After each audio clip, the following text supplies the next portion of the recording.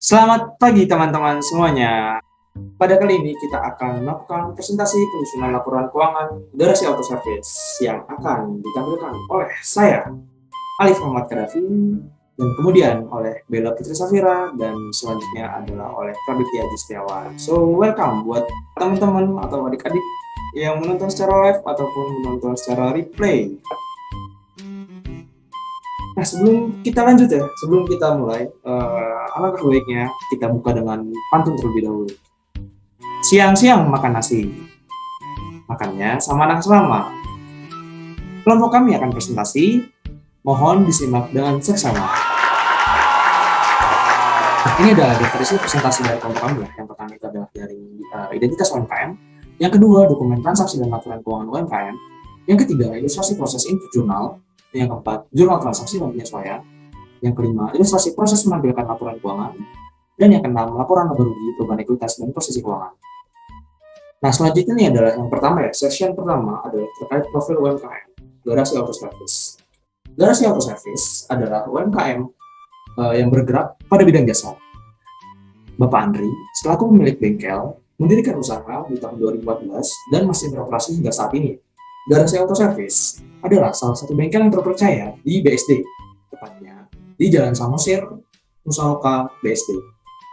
Bengkel ini melayani jasa pemasangan spare part dan reparasi mobil dan dibantu oleh kedua pegawainya selaku mekanik di bengkel garasi auto service, yaitu ada Mas Maman dan Mas Muklis. Nah, selanjutnya kita akan berlanjut ke nomor 2, yaitu tentang laporan transaksi dan data keuangan. Kita buat teman-teman yang nonton live dan tonton replay. Langsung dulu adik-adik ya, sebelum kita play juga, kita langsung dulu. Ada Acap, ada Emi, ada Yusril, ada Andi, ada Abdul, ada Rida, ada Nana, ada Riri, ada Gideon, ada Dika, ada Fajri, ada Rukanda, ada Ari, ada Abon, ada Hasan, ada Panca, ada Vivi, ada Rafa, ada Dea, ada Bayu. Selamat pagi semuanya. Ya, kita akan memulai untuk dokumen transaksi dan data keuangan yang dimiliki oleh garasi auto service ini. Sehingga kami hanya mendapatkan nilai saldo akhir ya, yang pada bulan September seperti yang ditampilkan di layar. Selanjutnya, nah ini adalah kode dan nama akun yang akan kita gunakan untuk melakukan penyusunan laporan keuangan ya. Ya, ini adalah kita punya contoh nota transaksi ya, karena kita sudah publikasinya pada tahun 2020 Oktober. Selanjutnya, kita akan input jurnal transaksi melalui Microsoft Excel ya adik-adik ya. Yang pertama tadi kita sudah dapat tuh saldo awal pada awal bulan. Lalu kita akan input di Microsoft Excel sesuai dengan data akhir bulan kemarin ya. Itu tanggal 1. Kemudian kita ada menyimpan kas di bank BCA senilai 15 juta. Jadi ini kalau ketika kita ngetik debit aja tanpa rate, maka dia langsung keterangan tidak balance ya adik-adik ya. Yang kedua, masih di tanggal 1, pokok wajib. Lalu di sisi kredit, biar balance, kita totalkan semuanya. Kita masukkan sebagai penyertaan modal pemiliknya pada awal bulan. Jadi ketika nih debit dan rate sama, ntar ini udah otomatis balance lagi adik-adik ya. Yang nomor 2, ada transaksi ya, tanggal 11 Oktober, telah diselesaikan dan diserahkan pekerjaan jasa servis modal EPS sebesar 5.900.000. Transaksi dilaksanakan secara tunai. Jadi apa judulnya adik-adik? Ada yang tahu? Fajri mau jawab, Fajri? Atau Reva enggak? Oh tidak ya, belum. Oke. Kita akan melakukan pencatatan 11/10/2020 sesuai tanggal transaksi. Apa adik-adik? Karena diterima secara tunai maka kas ya. Kas di bank BCA. Jadi dia bengkelnya itu menerima tunai, tapi karena nominalnya cukup banyak, ini misal 5.900.000, maka dia dilakukan secara transfer ya. Ini pendapat kita petik pendapatan service modal IPS. Kalau ada laporan arus kas, kita kas masuk operasi, kita pilih pengeluaran kas dari pengeluaran arus. Kita masukkan tanggalnya juga. Yang bawah, debitnya kas, kreditnya apa adik-adik? Ya betul, ada pendapatan jasa servis sebesar 5.900.000. Kita samakan saja. Ya betul, kas di bank BCA dengan pendapatan jasa servis sebesar 5.900.000. Untuk yang ketiga kita lanjut. Ini ada nota servis ya dari customer Mas Desto pada tanggal 13. Terdapat transaksi secara tunai dan telah diselesaikan pekerjaan jasa servis filter mesin dan oli. Sebesar di sini kita lihat notanya 800.000 ya adik-adik ya. Tanggal 13 kas di bank BCA juga sebesar 800.000. Kita ketikkan pendapatan servis filter mesin tadi dan oli. Masuk operasi penerimaan kas dari barang. Jadi sama seperti yang sebelumnya, maka kreditnya ada pendapatan jasa servis sebesar 800.000. Sama adik-adik ya. Nomor 4, kita coba cek tanggal 14 Oktober. Sekarang Bapak Diki ya. Dia melakukan servis mobil Mercy secara tunai dan diselesaikan pekerjaan jasa servis oli dan fan sebesar 1.480.000. Tidak usah pakai Excel, kita coba jawab lewat PowerPoint saja. Untuk nomor 5, Gideon, jangan diam aja Gideon, jangan lagi Gideon lah. Apa? Ya betul. Piutang usaha pada pendapatan jasa sebesar 2.175.000 seperti di gambar ya. Tanggal 15 Oktober terdapat pembelian perlengkapan bengkel secara tunai berupa oli sebanyak 20 botol dengan harga 100.000 per botol. Jadi kan di mana? Di Excel ya, perlengkapan bengkel pada kasir. Karena kita belinya secara tunai. Untuk nomor 7 ada tanggal 17 nih. Kita lihat ada kas di bank BCA senilai 1.650.000 karena dia bayar secara tunai. Kreditnya ada pendapatan jasa servis senilai 1.640.000 juga. Oke, nomor 8 ada tanggal 18 Oktober. Template seperti tadi, kas di bank BCA terhadap pendapatan jasa servis senilai 1.250.000. Nomor 9, nah, jurnalnya ada yang tahu adik-adik? Fajri, tadi bisa, sekarang masa nggak bisa? Ini Fajri, diam saja Fajri. Ya, betul. Kita masukkan beban listrik terhadap kas di bank BCA senilai 1.500.000 ya. Selanjutnya, untuk nomor 10, karena dia udah bayar, dengan cara mendebit kas di bank BCA dan mengkredit piutang usaha. Nomor 11, kas di bank BCA pada pendapatan jasa servisnya senilai 1.755.000. Untuk nomor 12, kas di bank BCA terhadap pendapatan jasa servisnya. Adik-adik ya.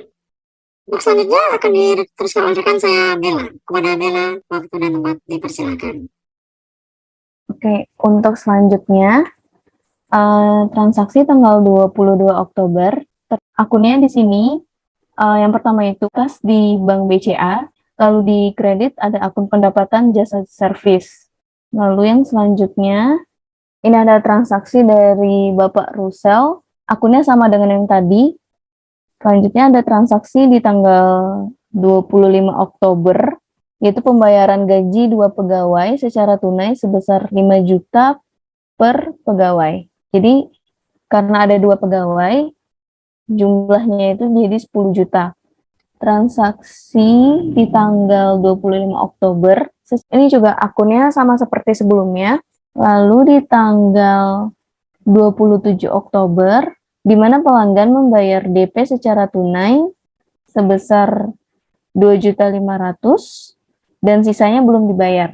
Jadi akunnya kas di bank BCA dan juga piutang usaha di bagian debit. Kasnya sebesar 2.500.000 karena tadi DP-nya dibayar cuma 2.500.000. Lalu piutang usahanya 960.000. Lalu di bagian kredit ini ada pendapatan jasa servis, yaitu jumlah dari semuanya 3.460.000. Lalu di tanggal 28 Oktober, akunnya sama seperti sebelumnya. Terus selanjutnya ada transaksi pada tanggal 30 Oktober, kas di bank BCA bagian debit, lalu pendapatan jasa servis di bagian kredit sebesar 595.000.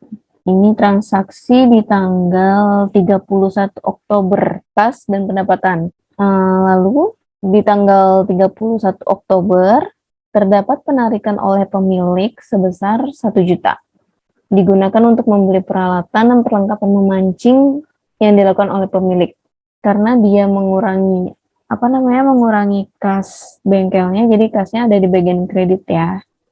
Oke, untuk selanjutnya kita masuk ke bagian jurnal penyesuaian. Jadi kan pada akhir periode itu perusahaan-perusahaan akan melakukan penyesuaian untuk menyesuaikan nominal-nominal akun dan melihat saldo yang sebenarnya pada akhir periode.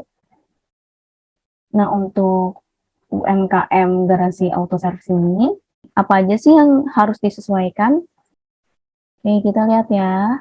Yang pertama, ada saldo perlengkapan. Jadi, lalu yang kedua ada bangunan semi permanen. Lalu yang selanjutnya ada kendaraan operasional. Lalu yang terakhir ada beban gaji. Oke, kita masuk ke sisa saldo perlengkapan. Di tanggal 31 Oktober terdapat pemeriksaan fisik dan stok opnam perlengkapan sebesar 3 juta. Rinciannya dengan saldo awalnya itu 5 juta. Terus tadi kan ada pembelian ya, oli 20 botol. Nah, itu totalnya 2 juta. Terus saldo akhirnya itu 3 juta. Jadi kita harus menghitung beban perlengkapannya dengan cara saldo awal ditambah dengan pembelian dikurangi dengan saldo akhir. Lalu kita dapat jumlah sebesar 4 juta untuk beban perlengkapannya.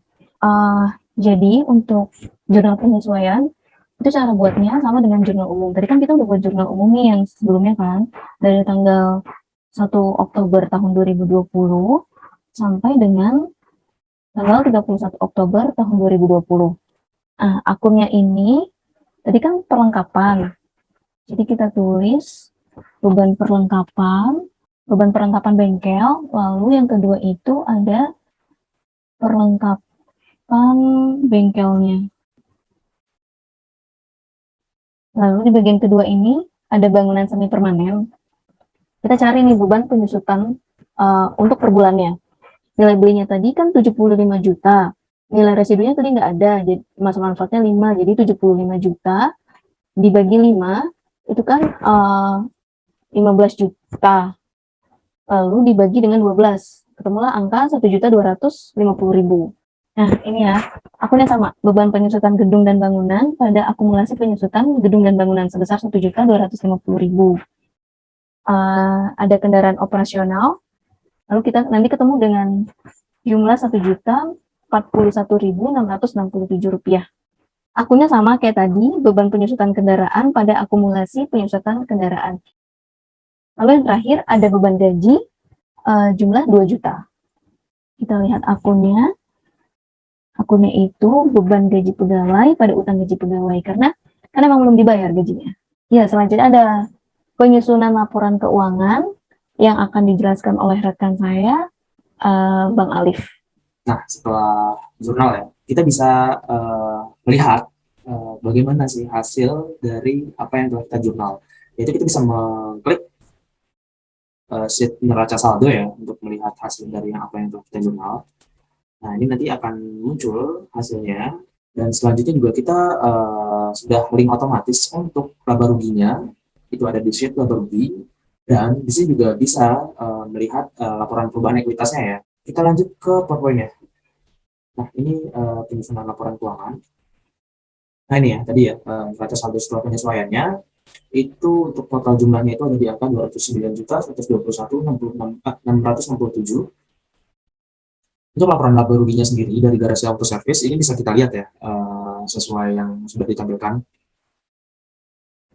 Dan bisa kita lihat juga bahwa pendapatan dari Bapak Andri ini dari garasi auto service itu lebih besar daripada beban yang dikeluarkan.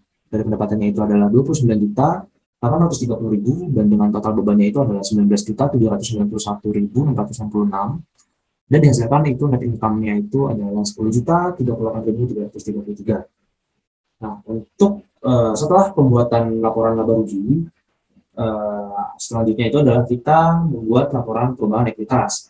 Untuk laporan ekuitas sendiri berisikan terkait modal awal yang disetorkan ditambah dengan laba atau rugi. Nah, karena ini adalah laba, maka yang dihitung adalah laba, yaitu 10.038.333 dan dikurangi oleh drawing, dikurangi oleh pengambilan oleh pemilik sebesar 1 juta, sehingga menghasilkan ekuitas akhirnya itu adalah 184.038.333.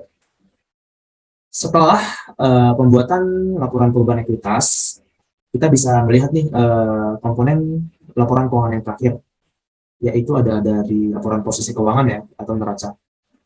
Neraca ini menyajikan jumlah aktiva, kewajiban, dan modal pada periode tertentu. Nah, ini periodenya itu ada di tanggal 31 Oktober 2020.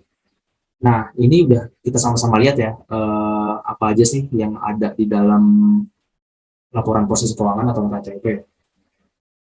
Jadi sekian untuk presentasi dari kelompok kami. Pencatatan transaksi dengan menggunakan Excel dapat digunakan sebagai salah satu alternatif pengolahan data transaksi keuangan bagi perusahaan kecil dan menengah atau UMKM ya.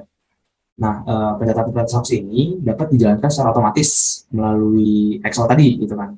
Melalui caranya itu lewat input jurnalnya, dan kita harus memastikan bahwa input jurnalnya itu sudah sesuai dan benar, sehingga data yang ditampilkan pada laba rugi, pada perubahan ekuitas itu juga sudah dipastikan benar. Sebelumnya, seperti yang sama-sama kita ketahui dan sudah disampaikan, proses pengolahan data keuangan di garasi auto service itu masih manual, mulai dari pencatatannya, penggolongannya, sampai dengan penyusunan laporan keuangannya. Sistem menggunakan Excel ini terutama itu sangat membantu ya, dan merupakan sebuah solusi dalam melakukan pengolahan transaksi keuangan dan meminimalisir kesalahan pencatatan dan kesalahan dalam perhitungan laporan keuangannya. Oke, mungkin sekian dari kelompok kami. Sebelum kami tutup presentasinya, mungkin kita akan tutup dengan pantun ya. Setelah tadi dibuka dengan pantun, maka kita tutup dengan pantun juga.